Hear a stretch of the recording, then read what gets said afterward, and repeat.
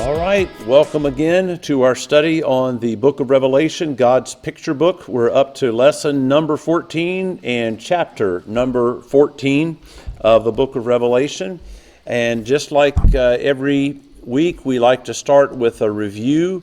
And the reason we go through this review is the fact that this book builds on itself. So you'll hear something in chapter 14 that we'll look at tonight in more detail that pulls back to something you might have heard in chapter 4. And so it's building on itself. It's a picture book, much like you think of it as a motion picture. It's a movie almost with certain acts and dramas that unfold, and something that might happen later on will pull back and bring something out of something you learned in a previous chapter. So let's begin with a review so we can all get on the same page here. Okay, so the review here, first of all, we're looking at the book of Revelation and we're dividing it into certain acts. So Act 1, we'll call this Understanding the Relationship with Christ. It's the relationship between Christ and the church. And this is chapters 1 through 3. So what happens in these chapters? Very shortly, very briefly, a glorified Jesus who is, quote, standing among the lampstands. That means he's in the midst of the church. What's that symbolizing? He sends letters of encouragement, exhortation, and correction to 7 churches in Asia Minor. And these churches, they're 7 literal churches, but they also represent all of Christianity. We can take advice and exhortation from these here. So that's Act 1, kind of the opening act, and then we get into Act 2. And Act 2 covers the idea of understanding the judgment from God. And that's Revelations chapter 4 through 11. So chapters 4 and 5 feature a vision of heaven.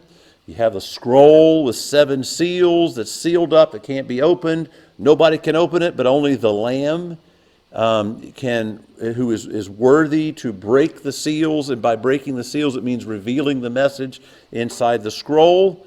So you have this vivid picture, chapters 4 and 5. And then in chapter 6, the Lamb, the only one who's worthy to break the seals, opens 6 out of the 7 seals. And so the messages that are revealed as he breaks each one of these seals, it's depicting the reality of the suffering for Christians. And it's just acknowledging that Christians suffer, and it's showing pictures of that, some vivid pictures. Chapter 7 is an interlude, a picture of heaven. It's kind of a break from the disturbing images of Christian suffering with the first 6 seals that were revealed in chapter 6. Then you get over to chapter 8 and 9. And then they open the 7th seal. And the Lamb opens the 7th seal, but what that does is that just simply introduces the message of another series of 7, and that's the 7 trumpets. So the trumpets, so the seals represented the suffering of Christians. It just depicted that. The trumpets depicted the actions from God against the ungodly. The judgment of God against the ungodly. So chapter 8 and 9 contain the messages of the first 6 trumpets. So that brings you down to chapters 10 and 11. And there you have another interlude here. After this series, you can see there's some patterns going on here within this book. It's providing encouragement for suffering servants. Chapter 10, an angel hands John a small scroll, tells him to eat the scroll. The scroll was sweet to the taste and sour to the stomach. That represents the fact that Christian life is bittersweet. There's some sweet things about it, but boy, we go through some bitterness on this side of eternity. Chapter 11 features an image of the holy temple being trampled for 42 months, symbolizing the fact that suffering is real, yet suffering is temporary. And then you have this introduction of these 2 witnesses. They represent the faithful of the church being persecuted, and they are killed by another character, quote unquote, that's introduced, the beast from the abyss. But the 2 witnesses are killed, and then they come back to life after 3.5 days. And so all of this is spelled out in a whole lot more detail than previous weeks here. So we're just giving an overview. That brings us to Act 3, understanding why there is opposition. So what's all this opposition about? Well, in chapter 12, that chapter features a picture of the woman and the dragon. There's a woman pictured who is about to give birth. She's being threatened by a great red dragon, and the dragon's intent is to devour her child. But the dragon, representing the devil, was no match for the child, representing Christ. And so the woman and the child and all this, it's a picture of Christ, not only Jesus, but Christ and the church being protected against the enemy. So then you have what I like to call the origin story. The book goes back in time in chapter 12 to tell the background of the devil. So the reader's taken back in time. You give an explanation of how all of this started. Talks about a war that took place in heaven between Michael the archangel and the dragon that representing the devil, and how the dragon and his followers, his angels, were cast from earth, cast from heaven, and lost their place there. And then chapter 13 that we looked at last week presents two more opposers. Opposers meaning opposing God and opposing God's people. So in addition to this intimidating, scary red dragon who is doomed, and we know he's doomed because he comes from the abyss. That's where he belongs. That's where he's going to go. So that's where we see that he comes from the abyss. So we have these two more opposers in addition to the dragon. So the beast of the sea and the beast of the land, we see those introduced in this chapter here.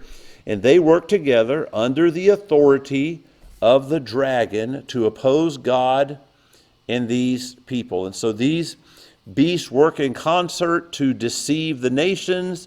They compel people to bow down and worship them. They make an idol. They make an image of the dragon and have them bow down to it. And so those who do not identify with their program or with the beast, they're not allowed to function freely in life. And there's where you get those that don't, when I say identify with the beast, that's where the mark of the beast. So it's this symbolic thing. You're marked on your head or on your forehead. And it was in contrast to in the Old Testament where God instructed his people, hey, put my word, mark it on your forehead, mark it on your hand. So you need to identify yourself with God if you're going to follow me. So whatever God creates, the devil corrupts. And so the enemy here says, well, you need to put my mark. Don't be following God. Reject him and follow, put his mark, put my mark on your forehead and in that. So it's just symbolic of that idea. This mark is just symbolic of I'm going to follow the way of the beast and reject God. And so then the beast then is identified with the number 666, that famous number, 666. And so this number serves to describe the moral quality of the beast. And that is the beast good or bad? All right, the beast is bad. Okay, so if you were here last week, you remember one of the things we use is sometimes we'll use numbers to identify something as bad. Well, that guy's just an unlucky 13, or that guy's just a 0. This beast is a 666, identified as bad. And so that is the approach I take to this number. Instead of viewing it as a code to decipher, now, yes, it is true that Hebrew letters and Greek letters would correspond with numbers, and you can take those letters and like you can take Emperor Nero and his name, and there's a way to make his name add up to 666. But the truth is, you can take any number of letters and make it add up to 666. You can just, and so that's the weakness of that, of trying to decipher it. really this is just showing a moral quality. This is a bad, it's beast. It's the 666 kind. So don't follow this guy. Don't trust him. You don't want anything to do with this beast. And I don't know if this made it on I don't think this made it on the lesson last week. I was telling that we do get a little paranoid over this number. If you see this number pop up somewhere, there's I remember one time I looked at, I had 666 emails. I thought, somebody better send me an email right now. I bet, all that just piled in. And when I was in high school, in my junior year, I ran cross country, and there was a big invitational meet in Charlottesville. And wouldn't you know what number they gave me on my chest to run with? 666. So I told everybody I ran like the devil. So no. All right. So I was. So that's my joke for that. But so we've seen here those who worship the beast, and they're being deceived. And can you just see? There's a picture. Do you see people? Are people being deceived by evil today? And have they been deceived by evil in the past? Have they been? You look all through the centuries, it's a vivid picture of people being deceived by evil. So we've seen those who worship the beast. Now the narrative shows the opposite side of the picture. So we're going back and forth. We get to Revelation chapter 14. I think we have some time here. I can just kind of read through this, and we'll go verse by verse. All right, Revelation chapter 14, beginning in verse 1. Then I looked, and there before me was the Lamb, standing on Mount Zion, and with him 144,000, who had his name and his Father's name written on their foreheads. And I heard a sound from heaven like a roar, rushing waters, like a loud peal of thunder. The sound I heard was like that of harpists playing their harps. And they sang a new song before the throne and before 4 living creatures and the elders. No one could learn the song except the 144,000 who had been redeemed from the earth. These are those who did not defile themselves with women, for they remained virgins. They follow the Lamb wherever he goes. They were purchased from among mankind and offered as first fruits to God and the Lamb. No lie was found in their mouths. They are blameless. Then I saw another angel flying in midair, and he had the eternal gospel to proclaim to those who live on the earth, to every nation, tribe, language, and people. He said in a loud voice, "Fear God and give him glory, because the hour of his judgment has come. Worship him who made the heavens, the earth, the sea, and the springs of water." A second angel followed and said, "Fallen, fallen is Babylon the Great, which made all the nations drink the maddening wine of her adulteries." A third angel followed them and said in a loud voice, "If anyone worships the beast and its image and receives its mark on their forehead or on their hand, they too will drink the wine of God's fury, which has been poured full strength into the cup of his wrath. They will be tormented with the burning sulfur in the presence of the holy angels and of the Lamb, and the smoke of their torment will rise forever and ever. There will be no rest day or night for those who worship the beast and its image, or for anyone who receives the mark of his name. This calls for patient endurance on the part of the people of God who keep his commands and remain faithful to Jesus." Remember that verse there. That's a key thing. Patient endurance. Verse 13. Then I heard a voice from heaven say, "Write this: Blessed are the dead who die in the Lord from now on. Yes, says the Spirit, they will rest from their labor, for their deeds will follow them." I looked, and there before me was a white cloud, and seated on the cloud was one like a son of man, with a crown of gold on his head and a sharp sickle in his hand. Then another angel came out of the temple and called in a loud voice to him who was sitting on the cloud, "Take your sickle and reap, because the time to reap has come, for the harvest of the earth is ripe." So he who was seated on the cloud swung his sickle over the earth, and the earth was harvested. Another angel came out of the temple in heaven, and he too had a sharp sickle. Still another angel who had charge of fire came from the altar and called in a loud voice to him who had the sharp sickle, "Take your sharp sickle and gather the clusters of grapes from the earth vine, because its grapes are ripe." The angel swung his sickle on the earth, gathered its grapes, and threw them into the great winepress of God's wrath. They were trampled in the winepress outside the city, and blood flowed out of the press, rising as high as the horses' bridles, a distance of 1,600 stadia. So, always when we finish reading those chapters, I'm always like, my goodness, what a picture. And that is indeed the reaction we should have.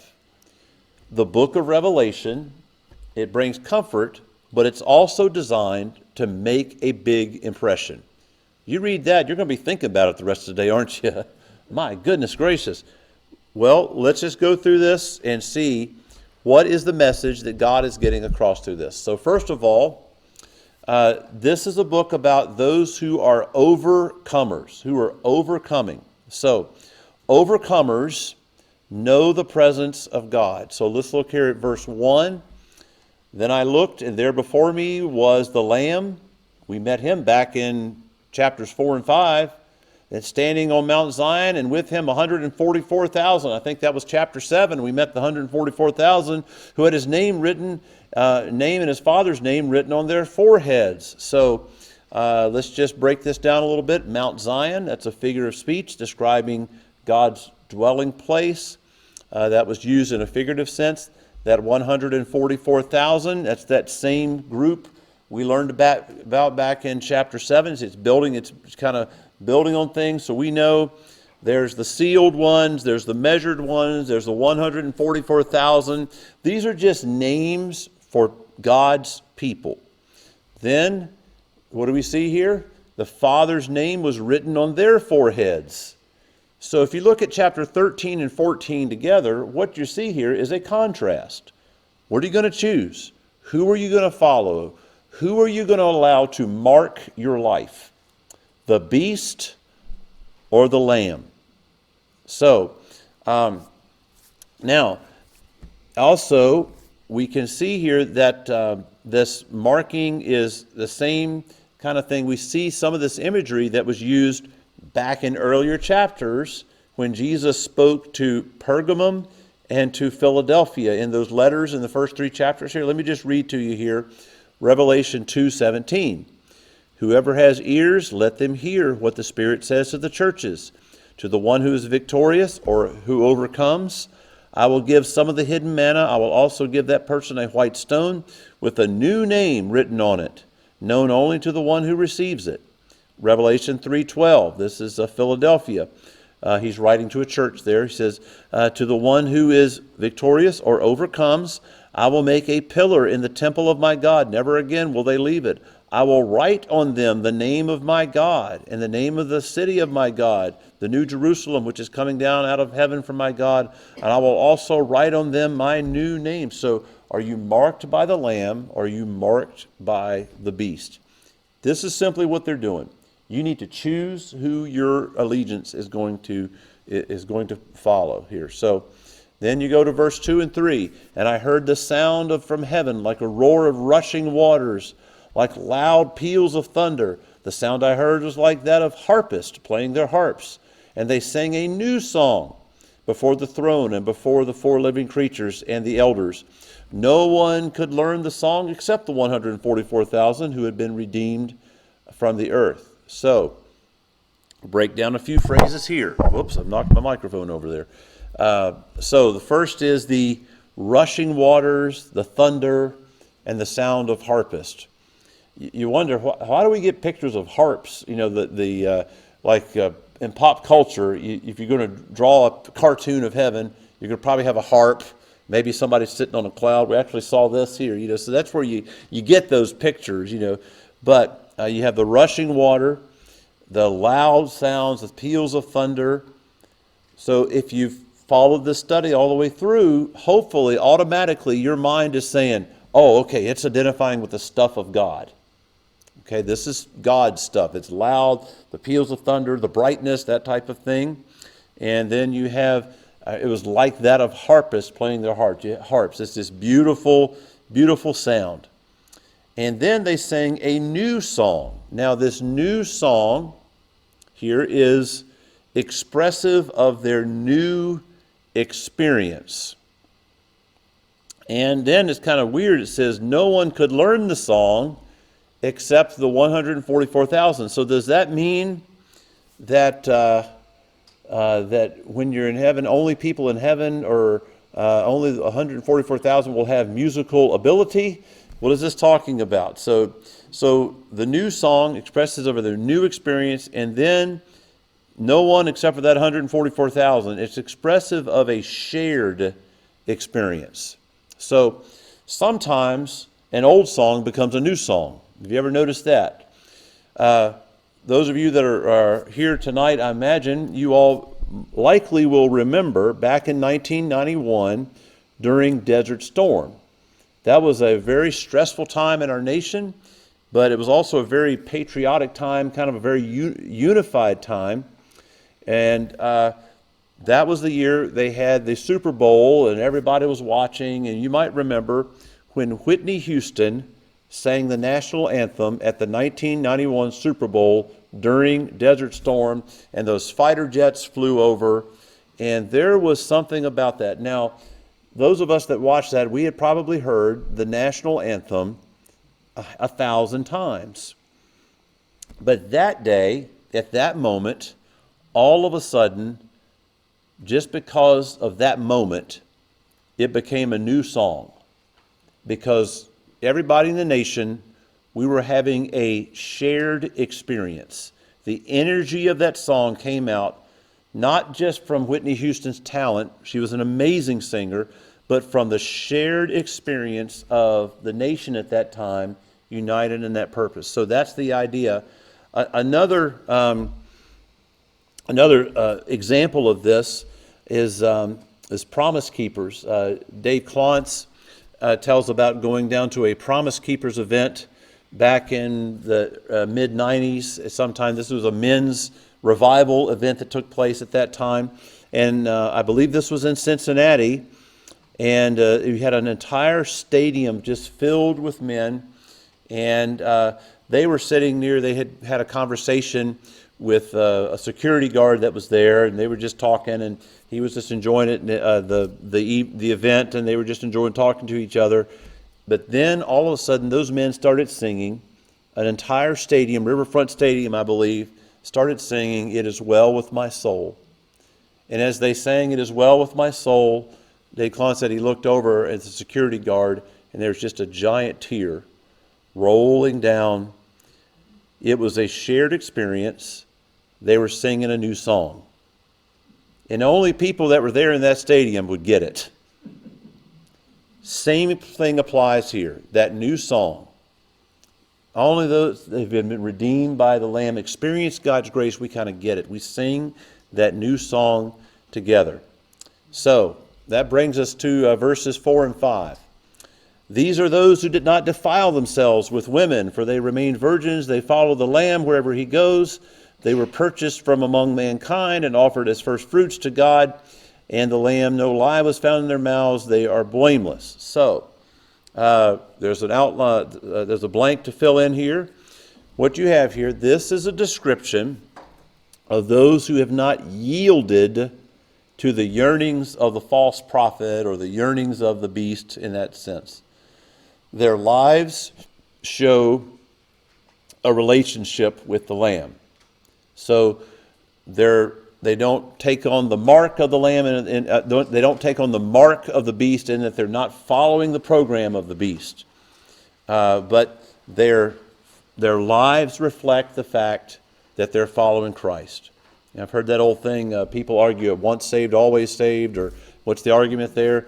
The theological argument, but I heard it settled once, just once saved, act like it. How about that? So they were saved and they acted like it. They did the best they could. Their lives show a relationship with the Lamb. Now, another thing to fill in. These saints were not successful because they overthrew the powerful beast through power. They did not overthrow the beast, did they? All right, they were not successful because they overthrew the powerful beast. We need to make sure that we understand that is not the role of us as Christians. These were successful because they overcame the powerful beast through faithfulness. Jesus is the ultimate overcomer. He was successful. Now, when his ministry was going on, who was the powerful entity in the world at that time? The Roman government. They led with an iron fist. Jesus was not successful because he overthrew the Roman government. He didn't overthrow the Roman government. He didn't do that. He didn't overthrow. He could have done it. Jesus was successful because he overcame sin and death. And how did he do that? Dying on a cross, and then he rose again. So it's the difference between, we're not called to be overthrowers. We're called to be overcomers. Jesus set the ultimate example of how to do that. So that's verses 4 and 5. Then the next part of the outline there, assurance that the opposition must be punished. This is answering that question in chapter 6. It was where the saints were under the altar there. How long till we're avenged? In other words, Lord, is there going to be justice? And it's not about revenge, but just how long until there's justice here. Verses 6 and 7. Then I saw another angel flying in midair, and he had the eternal gospel to proclaim to those who live on the earth, to every nation, tribe, language, and people. He said in a loud voice, "Fear God and give him glory, because the hour of his judgment has come.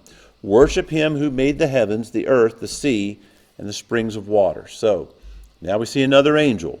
So probably one of the great host of angels in service of God. So you don't need to necessarily identify who this is. There's just a bunch of them. And so one of the angels comes out. It says, "Fear God and give him glory." This response is in stark contrast to those that we saw in chapter 13. They were worshiping the dragon. They were worshiping the beast. They were worshiping the image. But the angel's message is this: fear God and give him glory. Don't give the beast glory, and don't fear the beast. Brings us to verse 8. A second angel followed and said, "Fallen, fallen is Babylon the Great, which made all the nations drink the maddening wine of her adulteries." So, Babylon. So what's that about? So, it's used symbolically to describe a mighty foreign power that had brought captivity to the people of God. We went through the 66 books in 52 weeks back in 2021. And during that time, going through the Old Testament, the nation of Israel, God blessed them, but then eventually they rebelled against God, and God allowed the nation of Babylon to come in. The Babylonians came in and captured them and took them away. And so it was a symbol of captivity for the people of God. And so fallen, fallen is Babylon the Great. So Babylon is just a symbol of those that oppose God, and then fallen and fallen. So a description of the wicked receiving their due justice here. So you've got this, again, this is a picture book, God's picture book. Okay, verses 9 and 10. A third angel followed them and said in a loud voice, "If anyone worships the beast and its image and receives its mark on their forehead or on their hand, they too will drink the wine of God's fury, which has been poured full strength into the cup of his wrath. They will be tormented with burning sulfur in the presence of the holy angels and of the Lamb."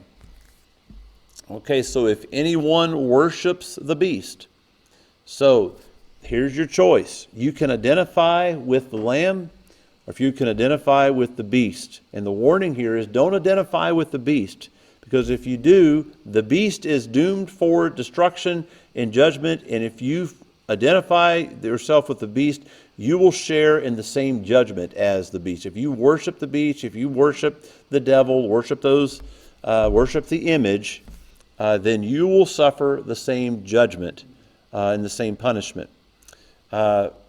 Interesting here, the full strength into the cup. So God's full judgment. You might remember back in a few chapters, it had the description of the locusts coming in and how many months that the locusts were there. It was the full judgment of God. This is another, the full strength of God's judgment here. So bringing us now to verse 11. And the smoke of their torment will rise forever and ever. There will be no rest day or night for those who worship the beast and its image, or for anyone who receives the mark of his name. Horrible imagery here. Again, this is talking about God's judgment and God's justice here. And so, you've got the fire and brimstone and smoke. So, this is when you hear somebody, hey, that's a fire and brimstone person. Well, preacher, well, this is what you're talking about here, bringing to light this reality that God is a God of grace, but God is a God of justice as well. So another dimension of their doom is pictured as you have fire sending up smoke, never running out of fuel. It's a horrible, horrible image. God's judgment is severe, and God's judgment is complete. And so you have this image here that is the reality of this. And so this brings us to another heading here in our little outline for tonight. So, how do you overcome this opposition? How do you overcome the opposers here? The key to overcoming opposition, we'll start in verse 12. This calls for patient endurance on the part of the people of God who keep his commands and remain faithful to Jesus. This verse right here is the heart of the book of Revelation, of what it's calling God's people to do. Be patient, practice patient endurance, remain faithful to Jesus. So when you study the Bible or you study a passage, you ask what, and then you ask so what, and then you ask now what. So you ask what, and that's describing what happens in a passage or in a book. And then you ask, well, so what? Why is this important? Well, the so what is this, verse 12. Patient endurance. And then now what? Remain faithful. So God is giving us comfort. This is why it's important, because understanding this, it motivates us for patient endurance through the difficulties of life. So Christians are reinforced by the fact that judgment will come for the wicked here. So these scenes here, if you're wanting to fill in that blank, these scenes are designed to equip the saints to have the patience needed to come through their trials. So it's about equipping the saints to have the patience needed to come through their trials. That is the purpose, strength for victory, the purpose of the book of Revelation. Moving on down to verse 13. Then I heard a loud voice from heaven say, write this, blessed are the dead who die in the Lord from now on. Yes, says the Spirit, they will rest from their labor, for their deeds will follow them. So, it would be very tempting in our physical way of thinking about things to think, well, overcoming is all about, outsmarting the powerful government that be, or, right now you've got Putin who is on the move in Russia, and if you're going to overcome, well, I'm going to just outsmart him and have a military victory over him, and that's overcoming. It's really not. So overcoming is not about avoiding death, but being faithful even in death. That's what this is about. So this brings us here to, again, the reality of full judgment for the opposers.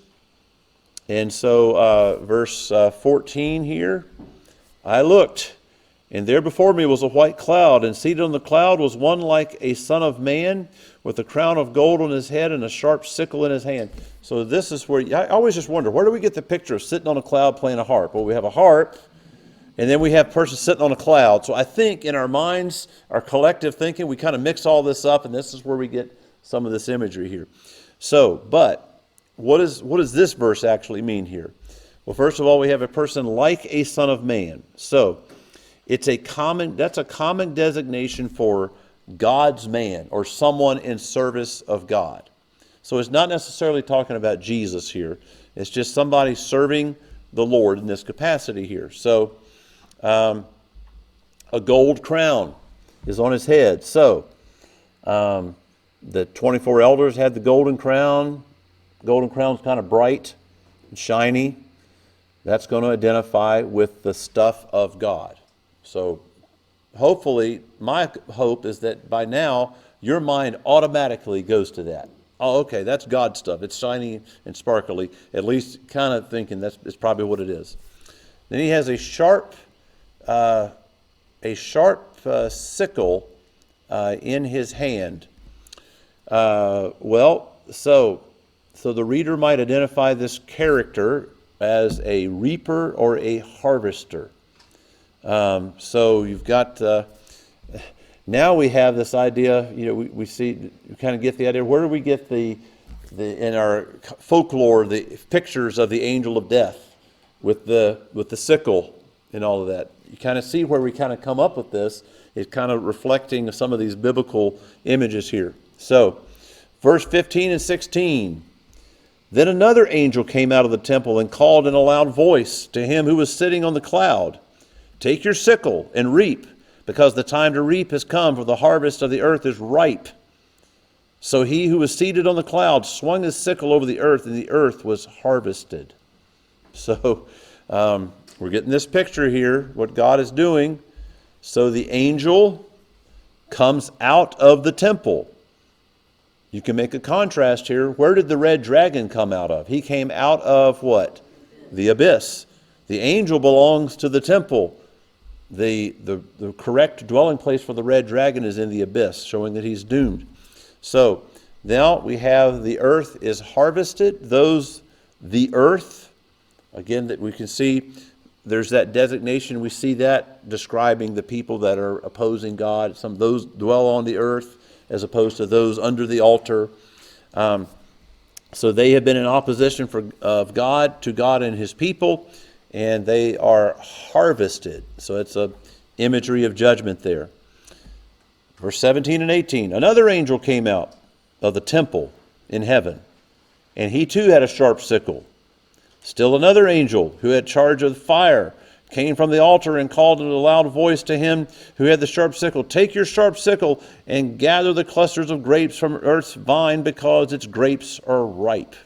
So you've got some other angels here with the sickle, just like there were multiple beasts opposing God and there's people in the other chapter. Now there are multiple angels carrying out the will of God, God's judgment. So a lot of contrast. You can compare these two chapters together here. So now the grapes are ripe. It's a figure describing those who would be judged in the appropriate timing of God's judgment. I think about 2 Peter chapter 3 when Peter says, well, some will say, what about this second coming of Christ? People are saying it's not going to happen. It's been so long. And then Peter says, well, I'm going to say to you that God is gracious. He doesn't want anyone to perish. He's waiting. So the time is ripe. There will be a time when it's ripe. It's God's timing here. And that brings us to the last two verses here. The angel swung his sickle on earth, gathered its grapes, threw them into the great winepress of God's wrath. They were trampled in the winepress outside the city, and blood flowed out of the press, rising as high as the horses' bridles for a distance of 1,600 stadia. Now that is quite a picture there, isn't it? So we have this winepress of God's wrath. It's a picture of great pressure, of squeezing out. You have the wine press, it's squeezing out all of the wine from there. And so the point is that these are receiving their due. Those in opposition to God, those that caused this great persecution, those that caused the deaths of the saints of God. Now, this language might sound kind of familiar, and it might sound like something you have heard in a familiar song. If you think about the song, The Battle Hymn of the Republic, remember that song? Remember that line in there? Now that song was written originally in response to the great wickedness of the transatlantic slave trade and the Civil War, and it was in response to that. And so notice what it says, he is trampling out the vintage where the grapes of wrath are stored. Where do you think they got that wording from? It wasn't original.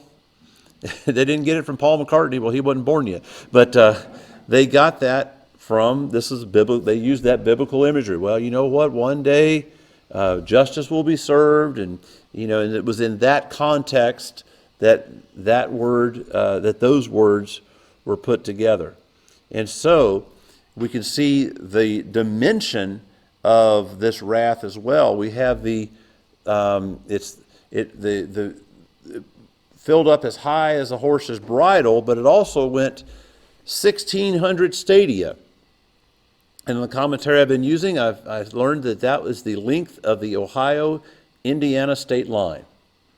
So this is an image designed to make an impression. So let me ask you, has it made an impression on you tonight to read these words? That's what it's supposed to do. So, in short, if you're looking to fill in those last two blanks, all right, the last two blanks are this. Those marked by the Lamb receive full blessing. Those marked by the beast receive full judgment. In short, that is what chapter 14 is all about. And once again, I ask the question, why not just shorten that chapter and skip all of these images and just say those last two sentences? Those marked by the Lamb receive the full blessing. Those marked by the beast receive full judgment. Well, without all that imagery, without all those things, it doesn't have the same impact. We want it to stick with you and stay with you. And so this is a message that brings strength for victory and comfort. Life is not fair, but one day there will be justice.